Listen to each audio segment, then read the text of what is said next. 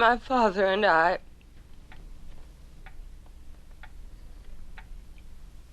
understand. Welcome to Watch Mojo, and today we're counting down our picks for the most entertaining, surprising, and/or effective twists in thriller films. But to tell you the truth, I'm glad you figured it.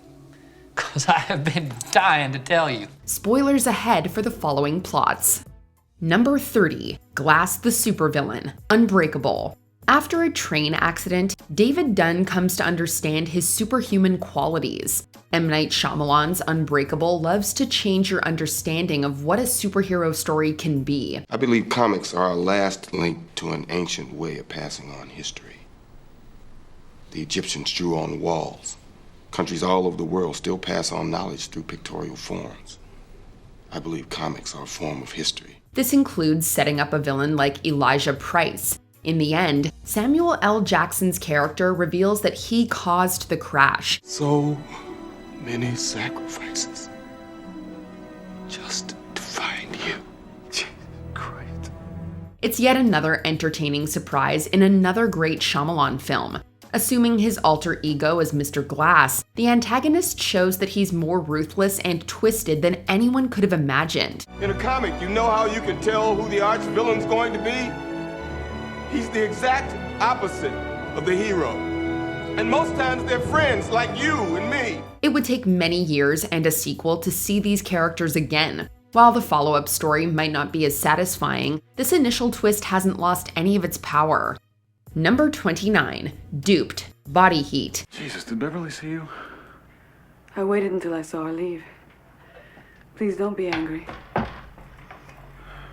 Angry? I'm not angry. How did you get in? As a tribute to films like Double Indemnity, Body Heat is a classic noir from the 1980s. William Hurt plays a man that's smitten by Kathleen Turner's Maddie Walker. Their relationship becomes seductive and violent, with the femme fatale asking the hero to murder her husband. The plan seems to be going well, but Ned Racine realizes too late that he's being set up. Please stop. I don't blame you for hating me right now.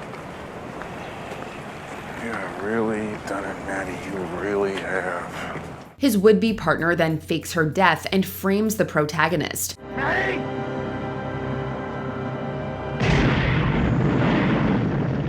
Racine ends up in jail, while Turner's character lives it up in paradise. The elaborate plot comes to a close with a stunning switcheroo.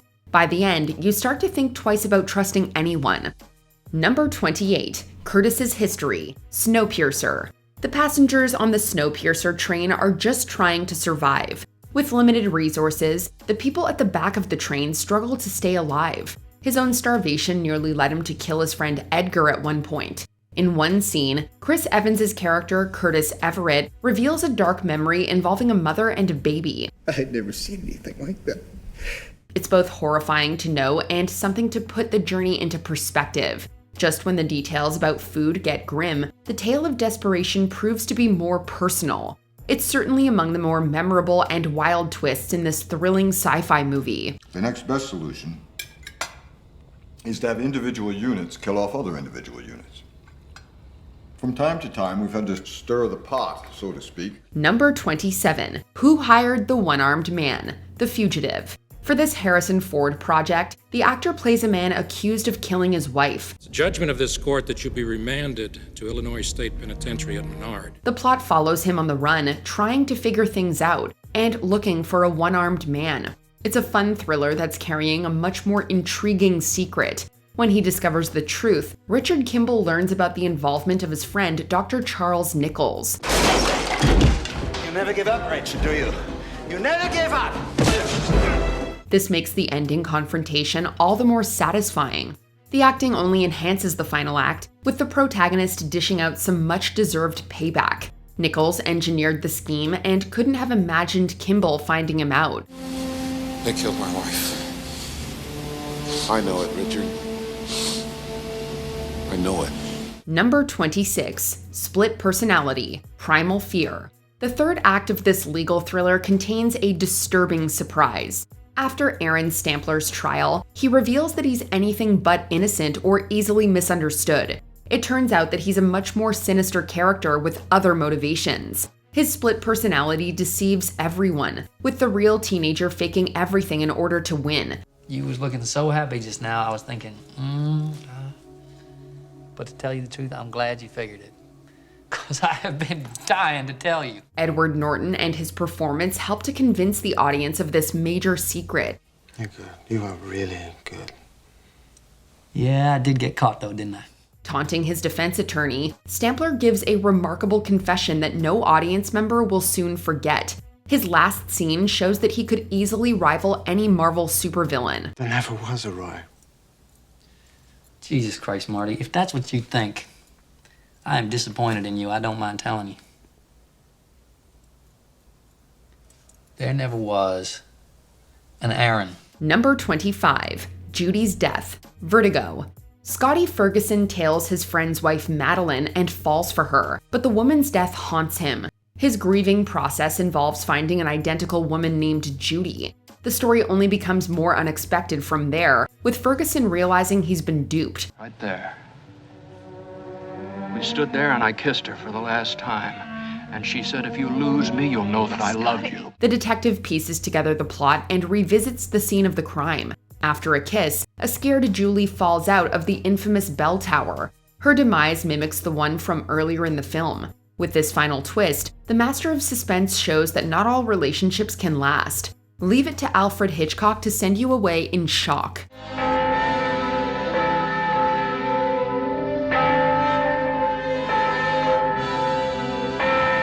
Number 24, He Never Left, Jacob's Ladder. During this film, the main character is a veteran that might be suffering from PTSD. Jacob Singer comes to wonder whether or not he's part of a larger experiment. By the end, his fits of paranoia and psychosis lead him to something much scarier. Jacob snaps back to a medical tent and embraces reality one last time. Get me out of here. Where do you want to go? Home. This is your home. You're dead. In this shocking end, the movie reveals that the hero never left Southeast Asia. The twist makes this nightmarish mystery all the more complicated. Jacob's Ladder demands your attention, bringing you into the light and leaving you breathless.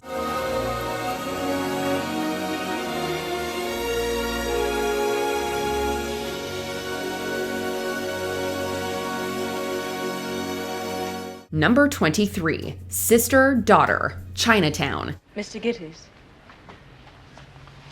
Yes. do you know me?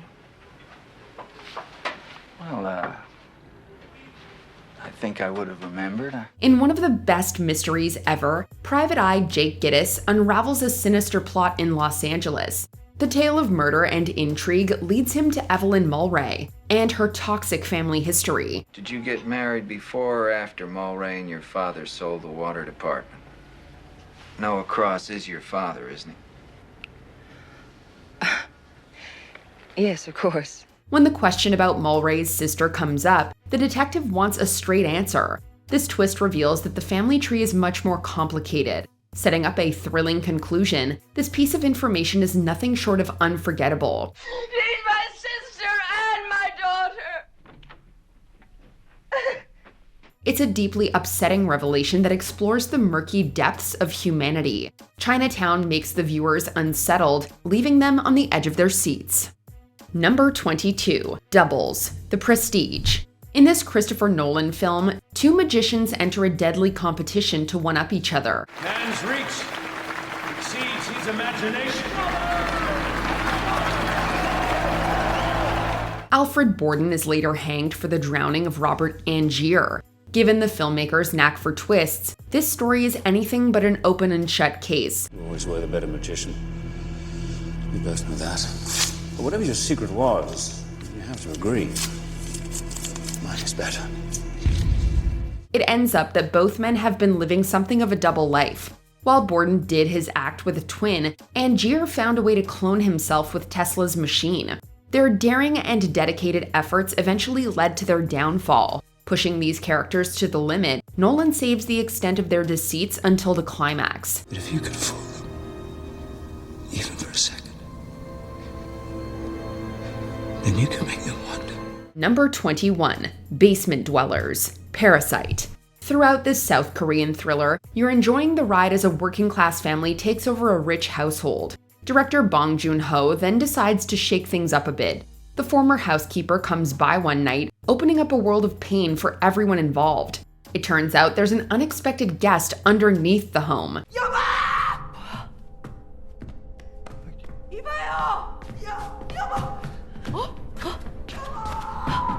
Moon Guang's husband, Ji-eun-se, lives there, avoiding his enemies and hoping to stick around. It's such a bizarre turn of events for a movie that's already having so much fun. In this award-winning script, the filmmaker turns a ghost into a real and chaotic man with baggage. 아니, 도대체 언제부터 여기 산 거야, 남편이? 엄마 가만히 있어봐. 지금 4년째인가? 4년 3개월하고 17일째지. 맞네, 6월이니까. Number 20. Multiple Identities. Identity. This James Mangold thriller blends Agatha Christie with Fight Club, creating one of the most bizarre and unique thrillers of the 21st century. What do you mean you can't find the body? As long as we stay calm, everything's gonna be all right. Loosely adapted from Christie's And Then There Were None, Identity follows 10 strangers who are picked off one by one at an isolated Nevada motel. Hey, they can't leave! Hey, where'd they go? Get back! Where you going? They're leaving! They're not leaving! Go! You can't let suspects leave after 4 people have been killed! You really think they're suspects, Rose? I don't! They're not leaving! Of course, it's not as simple as that. It turns out that the strangers are all disparate identities of Malcolm Rivers, a mass murderer suffering from dissociative identity disorder. Why am I tied up? Calm. What? Edward, please. Jesus Christ! Where is my face? That's certainly weird enough, but Ed, played by John Cusack, is later told to kill Rivers' homicidal personality in an attempt to cure him of his violent tendencies. However, a fantastic twist ending sees Ed killing the wrong one, allowing the homicidal Timmy to completely take over. Number 19. Leonard is essentially a serial killer. Memento. Well, what's the last thing you remember? My wife. At the heart of Christopher Nolan's Memento is Leonard Shelby, a man suffering from anterograde amnesia and hunting his wife's killer. This premise is subverted in the horrific final moments of the movie, which portray a far darker reality. Look, Leonard, Jimmy's your guy. I just figured we'd make a few dollars on the side. How did he know me? For one thing, we learn that Teddy, an undercover police officer, has been using Leonard's condition to dispatch various criminals, tricking Leonard into believing that his victims are his wife's killer. I think I'd rather be mistaken for a dead guy than a killer. Worse, it's revealed that Leonard himself killed his wife by accident, so he decides to manipulate himself into choosing Teddy as his next victim, leaving him still living a lie. We all need mirrors to remind ourselves who we are. I'm no different.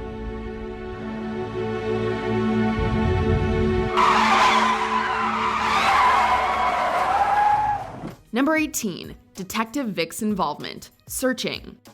This computer screen thriller stars John Cho as David Kim, the father of a missing teenager named Margot. Just checking in because it looks like you already left for school this morning.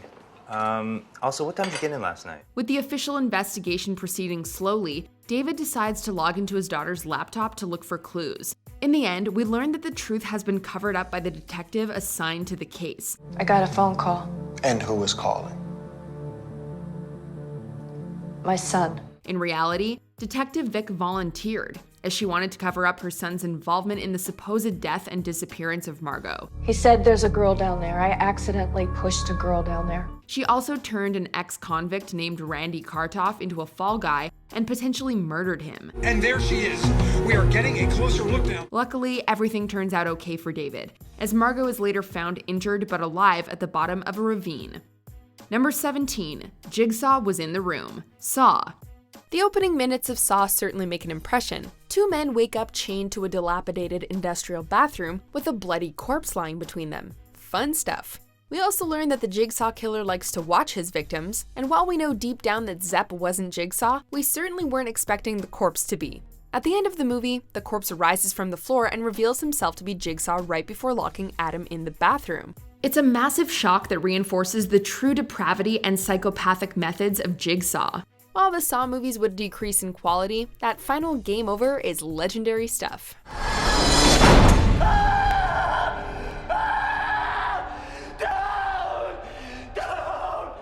Number 16. Fenton is Adam. Frailty.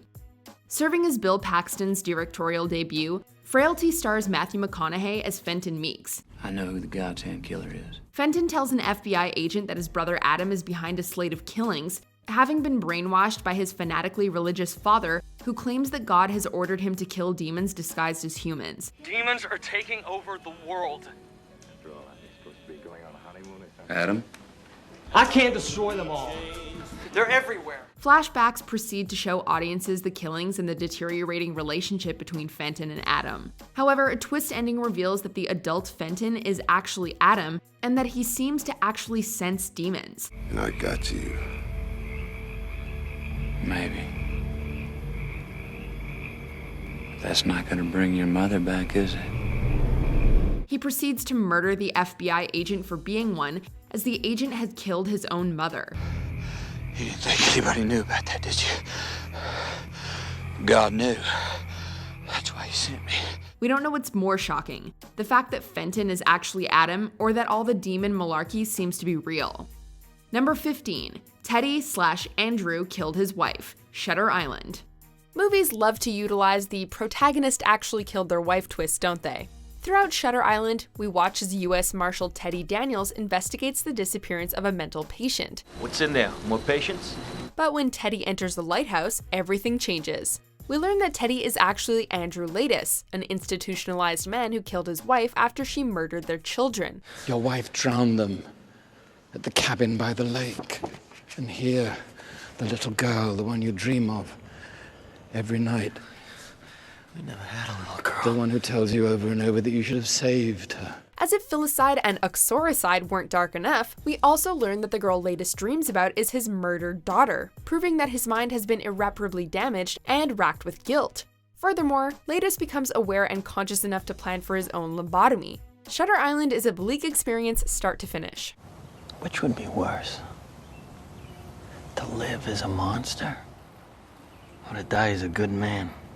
Number 14, John envisions his own death. Don't Look Now.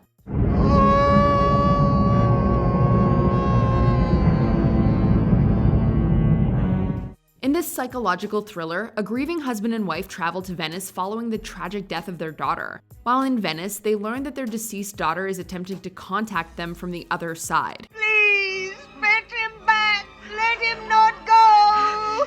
Please, let him not go. John also begins experiencing visions of a young girl in a red coat, which is what his daughter was wearing when she passed away. However, this turns out to be a woman with dwarfism who slashes John's throat and leaves him to die.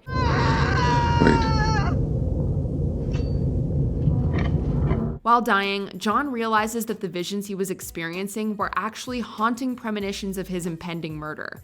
This is one dark and depraved movie. Number 13, Doyle orchestrated the kidnapping. Gone Baby Gone.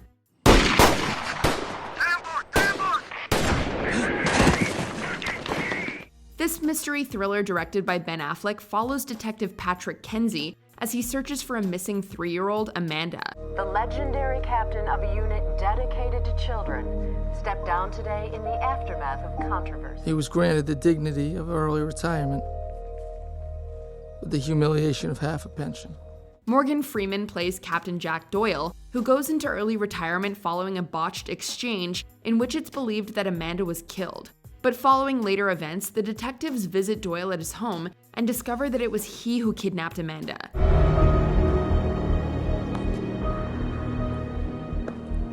Hey. How are you? He'd framed a drug lord in the kidnapping and argues that Amanda has a better home life with him than with her horribly neglectful mother. She's an addict, bigot, drug mule. Child will be dead or on the street in 10 years. It's perhaps the only kidnapping movie in history in which a child's rescue turns out to be a tragedy. This is hammered home when it's revealed that the girl's mom doesn't even know the name of her kid's doll. Is that, Mirabelle? Annabelle. Number 12, The Military Was Right There. The Mist. Daddy, is there a fire? Is Mommy all right? I'm sure she's fine. Don't worry, okay? This adaptation of Stephen King's novella sees David Drayton, his son, and various townsfolk trapped inside a supermarket while otherworldly creatures roam outside.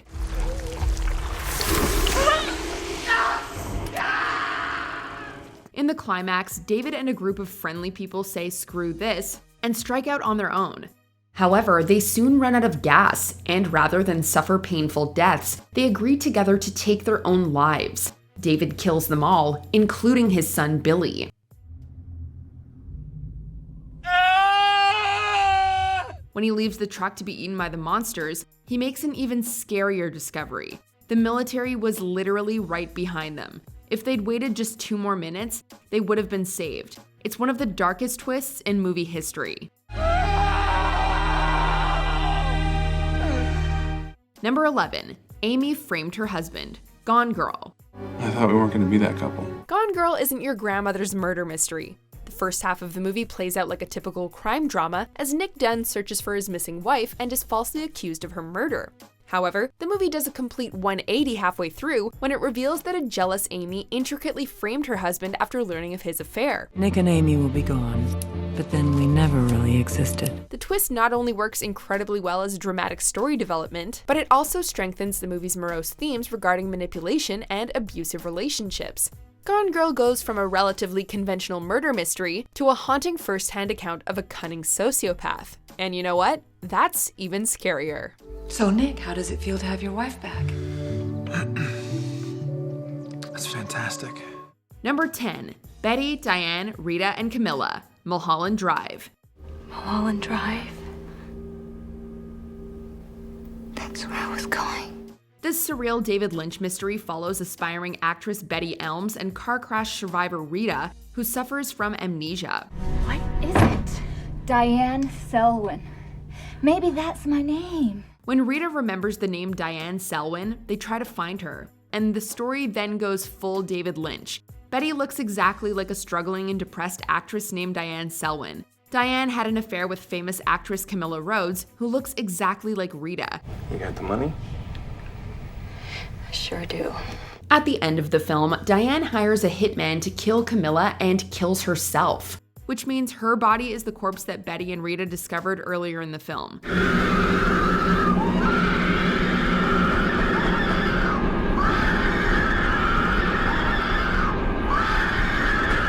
People are still debating what it all means, but it's definitely freaky. Number 9. The Armitage Family Secret. Get Out. This movie is both horrifying and wickedly funny, serving up social commentary along with terror. Such a privilege to be able to experience another person's culture. When Chris meets his girlfriend's family for the first time, they appear at first to be typical upper-class white liberals. This is Nielsen and Elisa. Hey, how you doing? So, how handsome is he? However, underneath all this lies something much darker, an extreme obsession with black bodies, which they seek to possess and make their own. Turns out, Chris isn't his girlfriend's first black boyfriend after all, just the latest in a long line of victims. So you won't be gone. Not completely. A sliver of you will still be in there somewhere. Limited consciousness. The family has been transferring their brains into the bodies of black people, leaving what remains of the original consciousness trapped helplessly inside. Number 8. Head in a Box. 7. After John Doe turns himself in and takes the 2 detectives to the final murder location, a delivery man brings them a mysterious box. Put the gun down. I saw you with the box. What was in the box? Because I envy your normal life. Put the gun down, baby. It seems that envy is my sin. Oh, what's in the box? After a few incredibly tense minutes, we learn that the box contains the head of David's pregnant wife, representing the killer's envy. So, I took a souvenir. Her pretty head. David then becomes Wrath by shooting Doe in an act of uninhibited rage.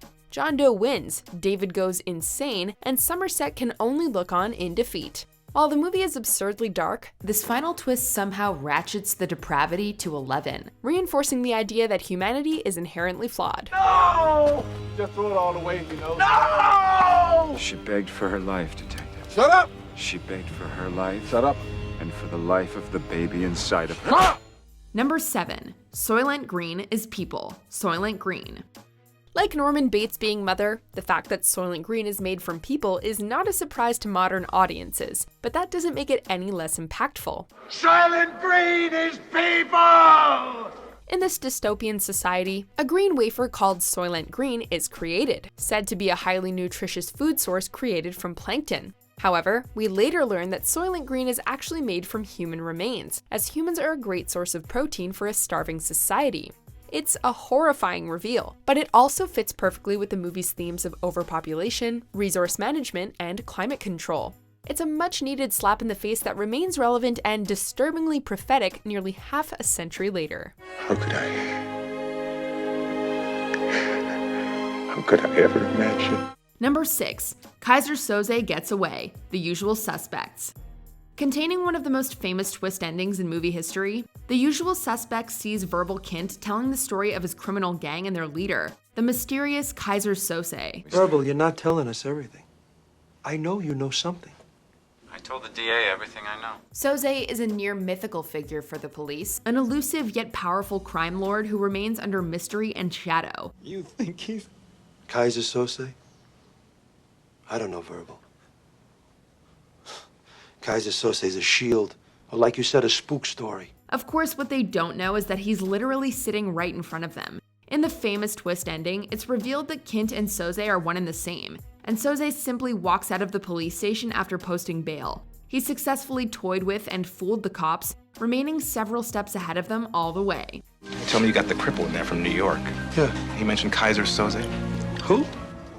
After that, my guess is you'll never hear from him again.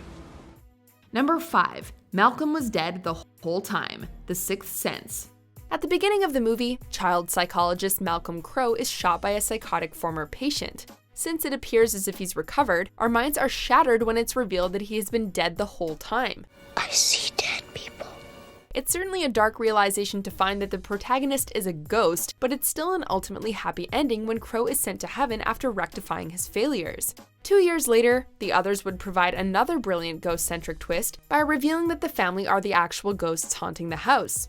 Both movies successfully flipped the conventional ghost story on its head and provided some of the greatest twists in the horror genre. How often do you see them? All the time. Number 4. Odesu and his daughter, Oldboy. Murder and nuclear war may be scary topics, but nothing feels worse than learning that the protagonist was inappropriately close with his daughter. The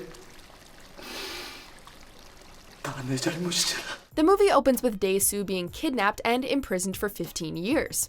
After escaping and embarking on a campaign of revenge, he befriends a young chef named Mito, and the two become intimate. However, it's later revealed that Dae-soo was hypnotized into falling for Mito, who is revealed to be his now adult daughter. It's equal parts shocking and horrifying, eliciting a visceral bodily reaction of revulsion from most viewers.